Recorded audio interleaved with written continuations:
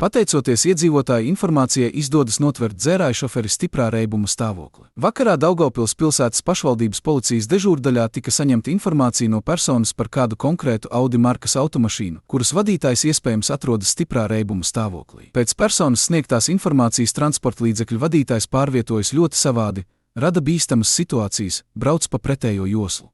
Informācija tika nodota visām pilsētā patrulējošajām ekipāžām, kā arī iesaistīti kolēģi no videonovērošanas postiem. Aprakstam atbilstošs transportlīdzeklis tika pamanīts, uzsākta sekošana tam, izmantojot bākuguņus un speciālos skaņas signālus, kā arī ar skaļruņu palīdzību tika pieprasīts autovadītājiem apturēt transportlīdzekli. Sākotnēji transportlīdzekļu vadītājs nereaģēja uz policistu rīkojumiem. Tomēr pēc neilga brīža apturēja transportlīdzekli. Skaidrojot situāciju, tika konstatēts, ka vadītājs 1967. gadā dzimis vīrietis ir sēdies pie stūra stiprā reibumā. Persona nodota valsts policijas amatpersonām turpmāko procesuālo darbību īstenošanai.